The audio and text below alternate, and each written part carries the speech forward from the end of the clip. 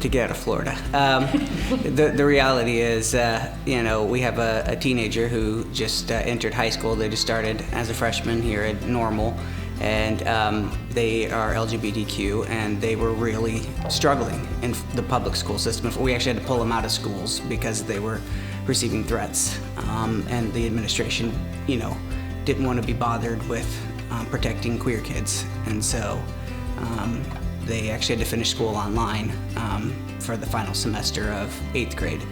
And so we just needed to find a community that was safe so they could, just be themselves, be a teenager.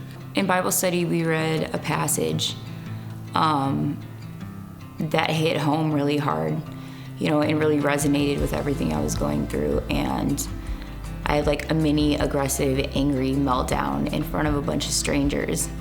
And I was really expecting Liam to be like, why would you do that?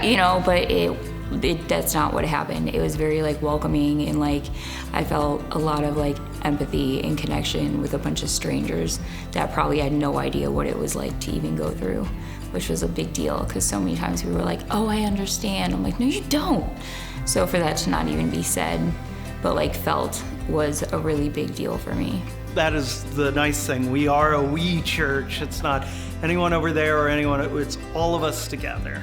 Again, kind of symbolizing that whole everything's together, not just in our personal selves, but in the life of the church.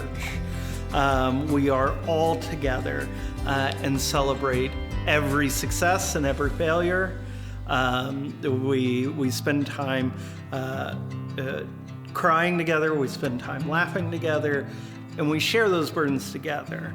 And that's always what I thought church was supposed to be, and now I get to work in a place that's true.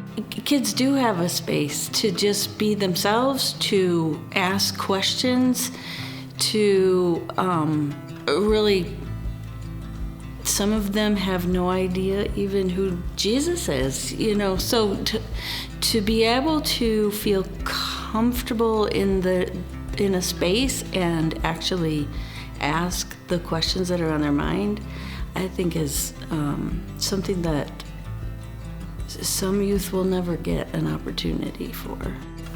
When you don't feel fully accepted or fully loved by God's community, God's people, it feels very isolating, and it felt like maybe I wasn't meant to be a part of God's people. So when I found hope, it was liberating. I like, that's the best way that I can put it. I finally felt like these are people who love God, and I can be in community with these people and grow closer to God and not be rejected for being trans. Just the authenticity of people, the fact that there's such a diversity of people, not only in the pews but on the stage as well. It's not just the token whatever or the token whatever. It's like this is just everybody working together, pulling the same direction. And I think that's what the church is really called to be. Is everybody has a place, and you just got to figure out how you fit in. And so that's I think that's beautiful about this place.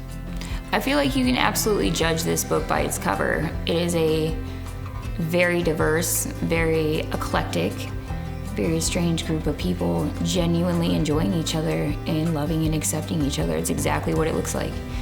It's a bunch of people that should not be hanging out and be spending time together and enjoying each other's company, but they are.